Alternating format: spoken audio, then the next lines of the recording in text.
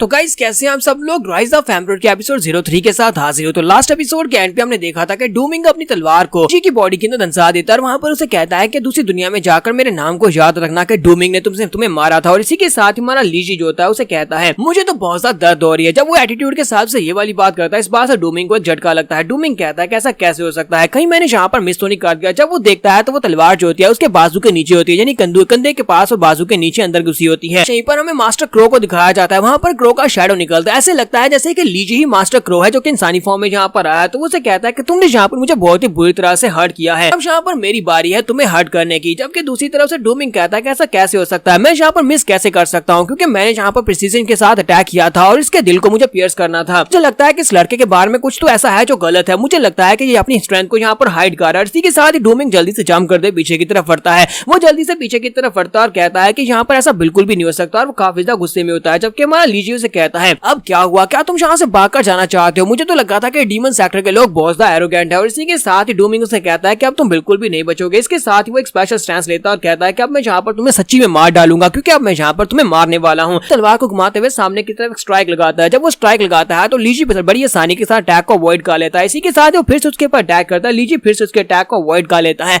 वो फिर से अटैक करता है, लीजी फिर से अटैक को अवॉइड कर लेता है, क्योंकि हमारा लीजी अब यहाँ पर उसके सारे के सारे अटैक्स को अवॉइड कर रहा था। डूमिंग कहता है कि ऐसा कैसे हो सकता है, तुम मेरे सभी अटैक्स को अवॉइड कैसे कर सकते हो? तो हमारा लीजी उसे कहता है लगता है कि तुम एक बहुत ज्यादा नौसीखी हो, तुम्हें पता ही नहीं है कैसे अटैक करना है। इसी तरफ से मास्टर हु भी इस बात से काफी हैरान होते हैं और कहते हैं कि ये लड़का इतना भी बुरा नहीं है, ये यहाँ पर डूमिंग के सभी अटैक्स को अवॉइड किया जा रहा है। हालांकि पहले इसने सभी के सभी अटैक्स इसकी अपनी बॉडी के ऊपर लिए थे और ये जख्मी भी हुआ था। जबकि हुरैन इस बात से काफी ज्यादा खुश होता है और कहता है कि ब्रदर लीजी ये तो वाकई में काफी ज्यादा कमाल का है। जबकि सुप्रीम एल्डर कहते हैं कि मुझे समझ नहीं आ रही कि इस लड़के ने यहाँ पर क्या किया, क्योंकि ये लड़का यहाँ पर पहले उसके अटैक्स को फेस कर रहा था और वो सभी के सभी अटैक्स उसकी बॉडी के ऊपर हिट हो रहे थे और उसे पता चल गया कि वो बार बार एक ही जगह के ऊपर अटैक कर रहा है, यानी कि उसके अटैक पैटर्न को इस लड़के ने मेमोराइज कर लिया और उसे पता है कि वो बार बार एक ही टेक्निक के साथ कहां पर अटैक करेगा। इसी वजह से उसके लिए अटैक्स को अवॉइड करना आसान हो गया। इसका मतलब यह है कि इस लड़के की मेमोरी बहुत ज्यादा शार्प है, ये जिस भी चीज को देखता है उसको बड़ी आसानी से याद कर लेता है। अगर वाकई में यही इसका टैलेंट है कि ये सभी चीजों को बड़ी आसानी से मेमोराइज कर सकता है, तो इसका मतलब यह है कि ये फ्यूचर में एक बहुत ही बड़ा मार्शल आर्टिस्ट बन सकता है, ये सभी मार्शल आर्ट्स की टेक्निक्स को कॉपी कर ले। सुप्रीम एल्डर कहते हैं लेकिन अफसोस कि ये लड़का फ्यूचर तक पहुंचेगा ही नहीं, क्योंकि इस लड़के के पास फाइट बैक करने की स्ट्रेंथ नहीं है, इसके पास कोई भी मार्शल आर्ट्स का स्किल नहीं है जिसके साथ ये सामने वाले ओपोनेंट को हरा सके। हालांकि इसने इसके अटैक्स पैटर्न को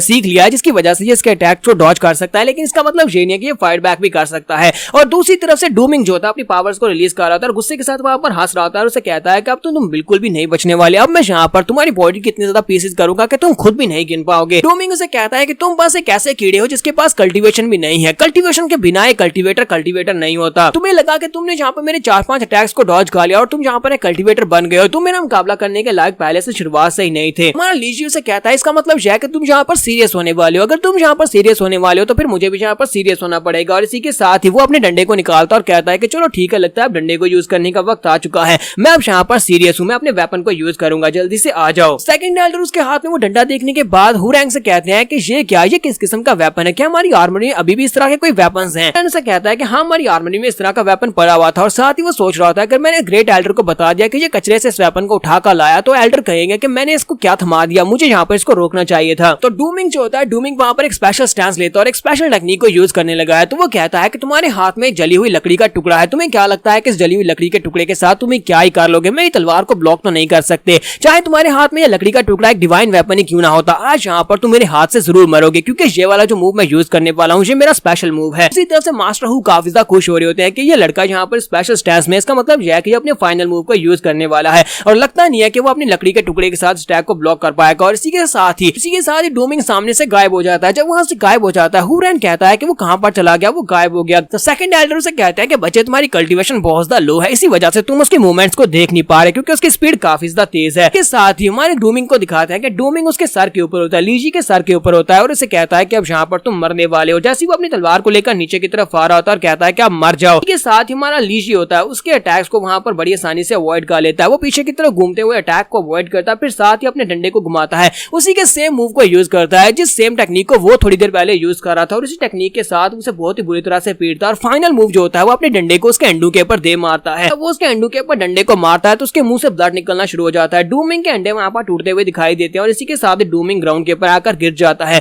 जैसे वो ग्राउंड के ऊपर गिरता है मास्टर मो कहते हैं कि जहाँ पर हमें विनर मिल चुका है और विनर जो है वो लीजी है, जो कि हमारे सेक्टर का एक डिसाइपल है। तो मास्टर हु जो होते हैं वो जल्दी से भागते हुए अपने डूमिंग के पास आते हैं, वो आकर उसे उठाते हैं और उसे आकर चेक करते हैं। जब उसे उठाने की कोशिश कर रहे होते हैं, इसी के साथ उन्हें महसूस होता है कि उसकी बॉडी के अंदर से सभी के सभी एनर्जी जो है वेस्ट हो चुकी है। तो वो कहते हैं ऐसा कैसे हो सकता है। फिर साथ वो चलाकर कहते हैं लड़के तुम्हारी हिम्मत कैसे हुई, तुमने यहाँ पर मेरे डिसाइपल की कल्टीवेशन को बर्बाद कर दिया, यानी कि उसकी मेडियंस को तोड़ दिया, जिसकी वजह से वो दोबारा कभी भी कल्टीवेट नहीं कर पाएगा। तुमने उसकी कल्टीवेशन लाइफ को बर्बाद कर दिया है। जबकि हमारा लीजी आगे से हंसना शुरू कर देता है और कहता है कि ये इसका अपना फैसला था, इसी ने मुझे चैलेंज किया था। जबकि हुरैन वहां पर काफी ज्यादा हैरान हो रहा था और कहता है कि वाकई में ब्रदर लीज यहाँ पर सिर्फ और सिर्फ एक ही अटैक के साथ किसी की भी कल्टीवेशन को ब्लॉक कर सकता है, उसको डिस्ट्रॉय कर सकता है। तो सेकंड एल्डर तो यहाँ पर काफी ज्यादा खुश हो रहे होते हैं और कहते हैं कि देखो तो जरा यहाँ पर हमारे लड़के ने क्या कर दिया, हमारे सेक्टर के लड़के ने दूसरे सेक्टर के लड़के को बड़ी आसानी से हरा दिया। जबकि सुप्रीम एल्डर से कहते हैं आखिर उस लड़के को क्या पड़ी थी, यानी डूमिंग को क्या पड़ी थी यहाँ पर एक फ्लॉ वाले मूव को यूज करे। फिर साथ ही वो सोच रहे होते हैं कि आखिर यहाँ पर हुआ क्या, मुझे समझ नहीं आ रही। अरे लड़के ने यानी कि लीजी ने यहाँ पर बड़ी आसानी के साथ डूमिंग के सारे कल्टीवेशन मेथड को वहां पर कॉपी कर लिया। उसने जिस तरह अपनी तलवार से अटैक किया था सेम उसी तरह इसने अपने डंडे के साथ अटैक किया। इसका मतलब यह है कि ये किसी की भी कल्टीवेशन टेक्निक या फिर मार्शल आर्ट्स की टेक्निक्स को कॉपी कर सकता है। मुझे समझ नहीं आ रही कि इस लड़के ने अपनी बॉडी के अंदर कितने ज्यादा सीक्रेट्स को छुपा कर रखा हुआ है और मुझे लगता है कि ये लड़का हमारे काफी ज्यादा काम का है। इसके साथ ही हमारा लीजी जो होता है वो उसे कहता है कि तुम्हारे डिसाइपल ने जहाँ पर मुझे मारने की कोशिश की, सभी के सामने इसने मुझे कहा था कि ये मुझे मार डालेगा और मेरे टुकड़े करेगा। मास्टर हु से कहते हैं कि मैं यहाँ पर तुम्हें जिंदा नहीं छोड़ सकता, क्योंकि अगर तुम्हें जिंदा छोड़ दिया तुम्हारे डीमन सेक्टर की बहुत ज्यादा इंसल्ट हो जाएगी। इसी वजह से अब तुम्हें यहाँ पर मरना होगा। और वो अपनी पावर्स को रिलीज करते हुए जब उसके ऊपर अटैक करने के लिए आगे बढ़ने लगते हैं,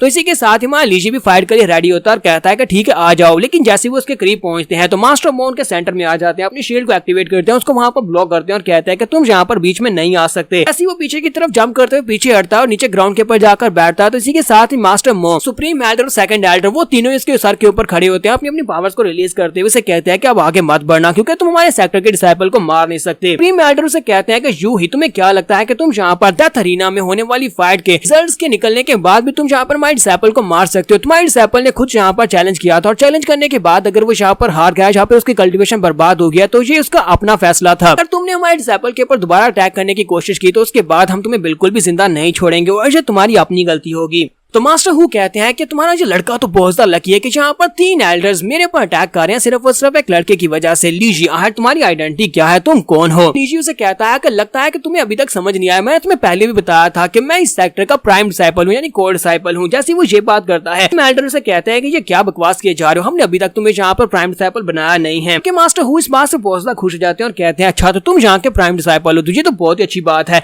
फिर साथ ही उठकर खड़े हो जाते हैं, उनसे कहते हैं कि अब जबकि तुम इस सेक्टर के प्राइम डिसाइपल हो और हमारे की यंग मिस की शादी प्राइम डिसाइपल के साथ होनी है, तो इसका मतलब यह है कि तुम्हारे टेस्ट होने वाला है। 3 दिन के बाद तुम्हें हमारे डीमन सेक्टर में आना होगा, जहां पर आकर तुम्हें टेस्ट देना होगा। अगर तुम वहां पर नहीं आते तो उसके बाद ये सारे का सारा ब्लेम जो है वो तुम्हारे ऊपर आएगा कि तुम्हारी वजह से दोनों सेक्टर्स के दरमियान में होने वाली शादी टूट गई। अगर तुम्हारे अंदर वाकई में हिम्मत है तो फिर 3 दिन के बाद हमारे डीमन सेक्टर में आकर दिखाओ कि तुम वहां पर आकर उस टेस्ट को दे पाते हो या नहीं। यहाँ पर हम लोग अपनी एपिसोड 03 का एंड करेंगे। नेक्स्ट एपिसोड में देखेंगे क्या हमारा लीजी वाकई में वहां पर जाएगा डीमन सेक्टर में, वहां पर जाकर उनके टेस्ट को पास करके उनकी यंग मिस के साथ शादी करेगा या नहीं। तो एपिसोड का एक्सप्लेनेशन अच्छी लगी हो तो कमेंट करके जरूर बताइएगा। चैनल को सब्सक्राइब कर दे, वीडियो को लाइक और शेयर कर दे। शुक्रिया।